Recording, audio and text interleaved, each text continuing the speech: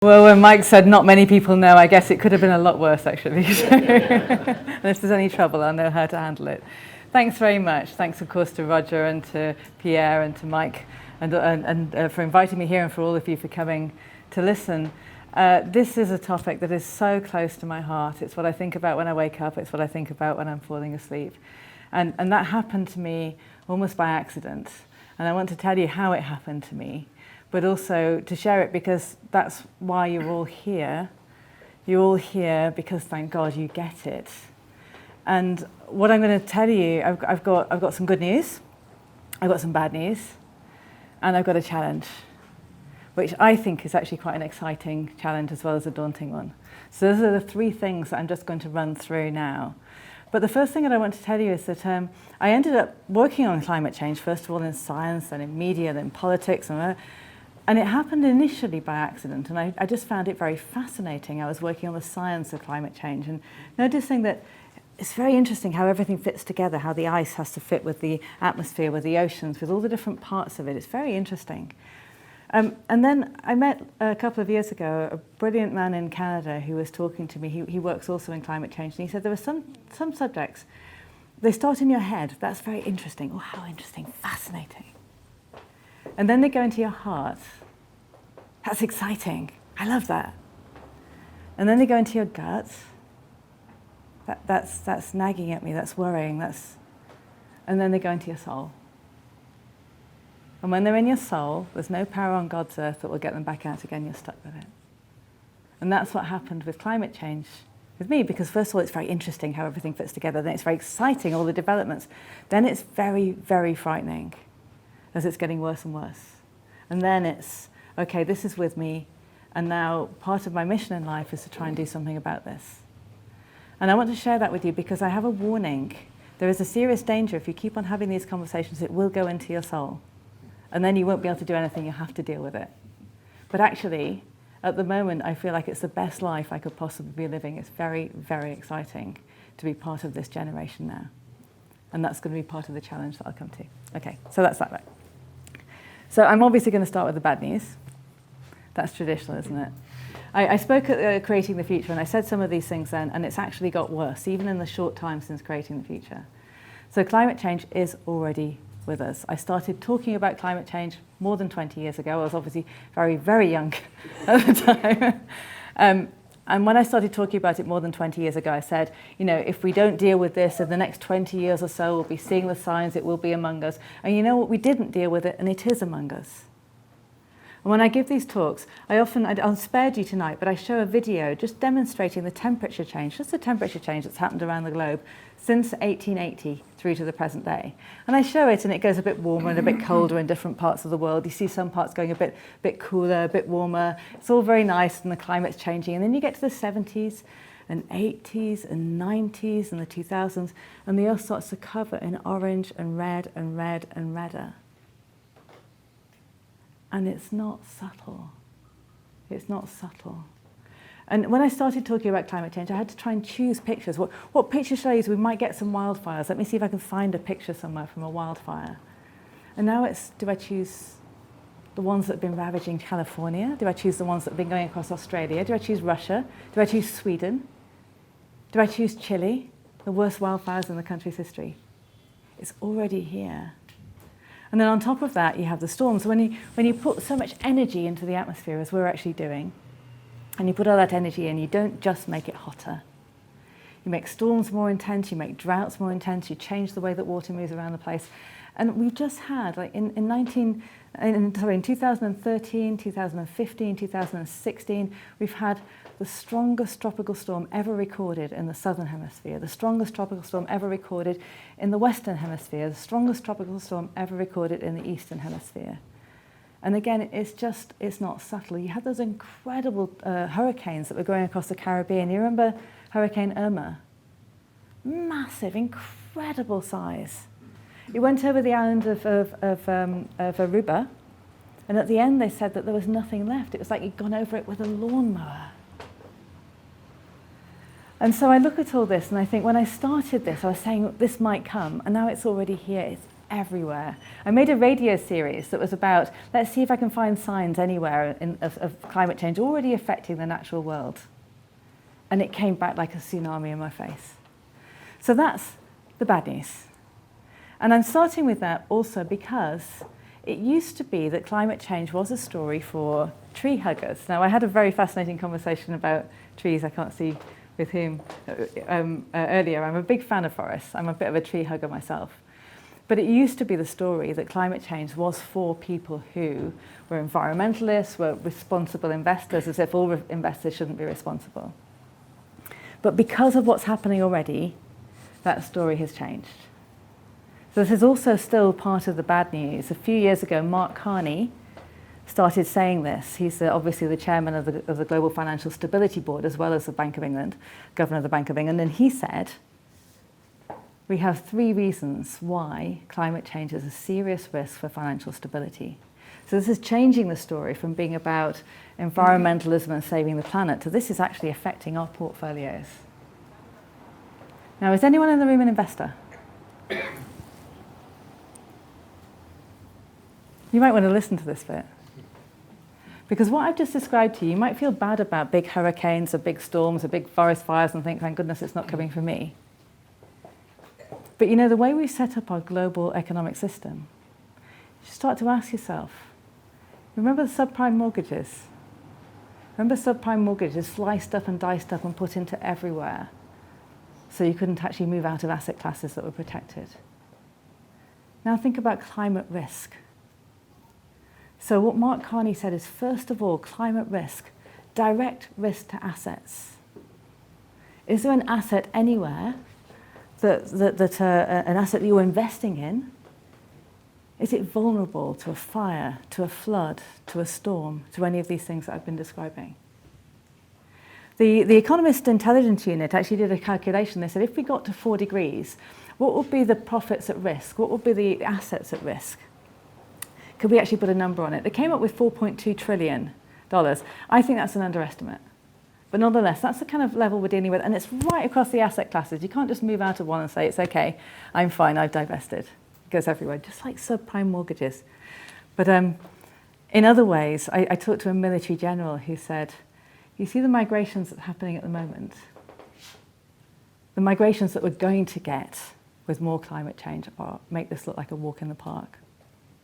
You think about the financial crisis that we will encounter if we don't deal with this, and the financial crisis of the last decade will be like a walk in the park. So that's why Mark Carney was worried. Okay, so direct risk to assets, 2 other risks as well. 2 other risks are litigation risks. We might be coming back to that a bit later. James puts his hand up. But it's not just direct litigation, it's also reputational risks. It's also risks that your business model will go out of business because regulations come along and do something different. And then the third risk is transition risks. What happens when the company that you're investing in is valued on the basis of reserves it now can no longer use? Stranded assets. And we are now in a very perilous situation where the very rapid changes that we're trying to make, there could be stranded assets all over the place. And I would like to ask you the question, do you know what the value at risk is in your portfolio because of climate change, because of those 3 things? Do you know? And if you don't, you might want to find out. So that's the first part, and that's kind of the bad news, the really alarming news. So I am going to get to the good news now. And the good news is that we're not the only ones who've noticed that. And it's also why you're here. So there's been a mass of activity and efforts and energy poured into this. And that's been happening for decades, but really since Creating the Future, I think at Creating the Future we were talking about how this is just happening now. And since then it's just taken off. So the first thing that I will highlight is the seismic shift in the investment community. It has been amazing, absolutely amazing. So first of all, following all of this, you have the Task Force for Climate-Related Financial Disclosures, the TCFD, which has actually laid down specific ways in which companies need to report their climate risk, their climate subprimes, alongside their financial returns, not as something you stick in a CSR report, but right up there. You've got, what else have you got? You've got Climate Action 100. So it's some vast number, I think I wrote it down because I was so impressed by it, some vast number of of assets under management, of investors who are actually saying we're going to be activist investors about climate change. Then on top of that, so you've got TCFD, you've got the Climate Action 100, you've got a whole slew of new instruments, new indices that are really looking at the climate change, and you've got investors who are actually challenging their companies.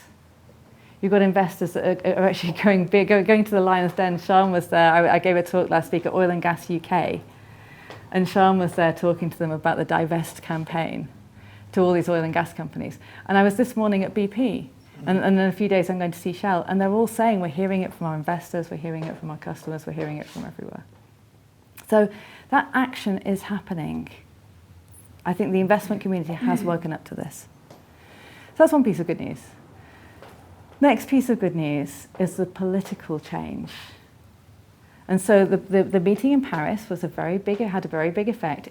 In some ways it was disappointing, in some ways it was fantastic, in some ways it was impossible, and yet it still happened.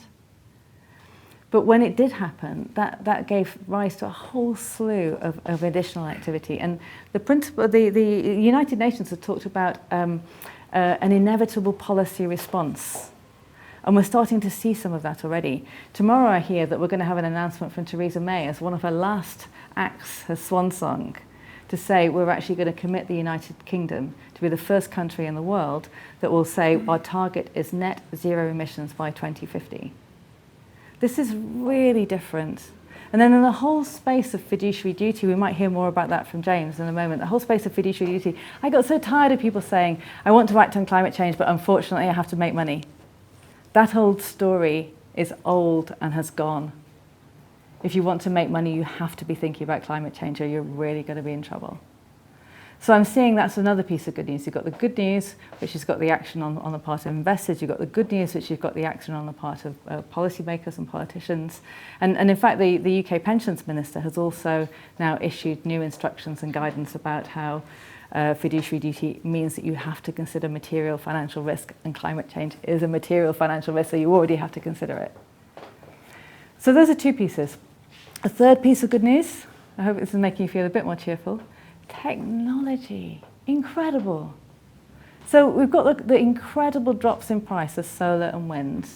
You've got all these others, you've got tidal, you've got heat pumps, you've got all these inventive ways, you've got electric vehicles. When my petrol head friends are telling me how excited they are about electric vehicles because of the acceleration, because they're so incredible, I know that they're on the way. I did a panel for, it was an organisation that wanted me to ask the question, what's the future of diesel versus petrol? And so there was one guy, it was a mayor at Stuttgart, and there was someone else, and then there were two car manufacturers. And the two car manufacturers said, I don't know why we're even having this conversation. It's not even relevant. All we care about is electric. That's all we're doing. That's all we're focused on. So all these new technologies, and I'd like to highlight a couple others that I'm working on at the moment. Carbon capture, the possibility of actually taking the carbon dioxide before it goes into the atmosphere and burying it. Direct air capture. I was in Canada, as Mike mentioned, a couple of weeks ago, and I went to see a factory which might change everything. This is the possibility of taking carbon dioxide back out of the air, like a vacuum cleaner. We put it in, can we take it back out again, and can we bury it?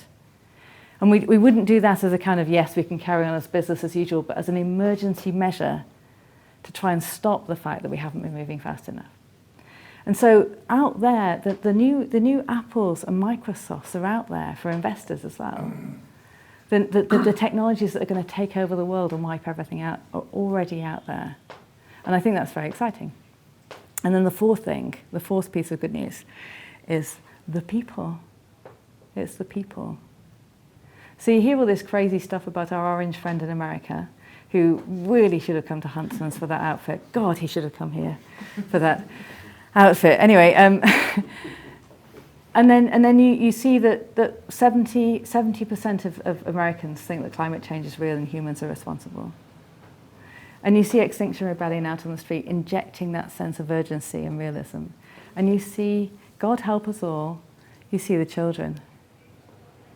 You see the children out in the street, and they're not there because their parents have told them. They're there because they've done it themselves. And that, to me, is really extraordinary. It's really extraordinary. Because if you look at them, and you see what they're doing, And you look at Extinction Rebellion and you see what they're doing, and you look at the way it's actually rattling these complacent cages, and you think, this is what we need.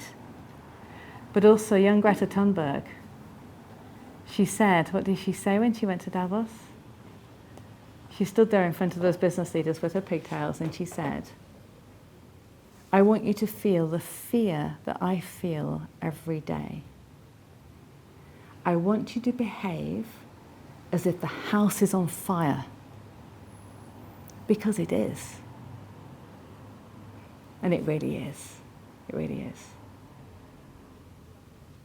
And there is an opportunity now. So now I'm finally going to get to the challenge. I told you the good news and the bad news, now the challenge. It's not fast enough. It's not fast enough. We are still behaving as if the plan was to warm our planet up enough that we will all go out of business, in spite of all of these changes. So here's the challenge, and here's one of the reasons I really wanted to do this today. I wanted to bring along Client Earth as well. You ready for this? Brace yourselves. What do you do? What do you do to make something more urgent? What do you do to make something happen faster and more effectively? And what you do is you find a way to fund the things that will make all the difference. You find the pressure points. You find the leverage. You find the catalytic things that you can do. It is not enough anymore to make yourself feel better by doing a little bit on the side. It used to be, maybe. Now it's not. Now it's all about, are we going to ride in on our white chargers? Are we going to find the ways to be heroes? Or are we not? And if you're not being a hero when it comes to climate change, when you have the resources to do it, then God help you when you look in the eyes of your children. And God help you when you look in the eyes of those children on the street. So here's the challenge. How do you get to be a superhero? I've got 2 suggestions for you. Number 1, I want to tell you a story about my favorite superhero, who is Hercules. So, I was brought up on these stories from being a really little kid, and Hercules is one of my favorites. So what he did was, what did he do? He was driven mad by Hera, who was jealous of the fact that her husband Zeus had sired him, and so he killed his own children. It was a terrible crime, and he had to expiate it by doing 12 amazing labours. And most of them were very macho and very fabulous and very incredible, and he had to be very strong. He throttled the lion of Nemea with his bare hands, even though it's the size of a house, right? And he also, he killed the Lernaean Hydra and chopped off all its heads and all that stuff. But he had one task, the task of the Augean stables. I feel like now we're here for Weatherbys, it's good to be talking about horses and stables right now. And these are particularly magical horses, and their stables hadn't been cleaned out for, I don't know, thousands of years, and so they were up to their necks in horse manure, magical horse manure, but still horse manure. And Hercules' task was he had to clean it out in a day. It was obviously impossible. So what did he do? We probably have lots of classical scholars in here. Does anyone know what he did? What he did was he dug a channel, a small channel to a nearby river. And he diverted the river through the stables and whoosh, he washed it all out. And then it was done. That was his great labour. Why am I telling you that? Because if you have resources, that's the way to use them right now when it comes to climate change. It's not enough to say, I'm going to do a little bit here, I'm going to do a little bit there, I'll do a greenhouse over there. What we're looking for is those channels. What channels can we dig that will divert capital into places that can wash the climate clean? That's the game, that's the challenge. And that's what I hope we can talk about a bit when we have our conversations as well. Now, I've said all of that. That's me finished for the moment. We'll have a chance to chat. But I just want to make one more reference, which is we're going to hear from James at Client Earth now. And I don't want to ruin Mike's brilliant introduction of him. But I just want to say that I was so keen to bring Client Earth along here because they are one of those channels. They know where to dig those channels, and they know how to make that effect very, very substantial. They know how to get leverage. And what they do is extraordinary. And I met James when Client Earth was just starting. And now I come across them everywhere I go. So if you want to know how it's done, you're going to hear it from James. And if you want to know the sort of person that needs this kind of funding and support, you'll hear it from James.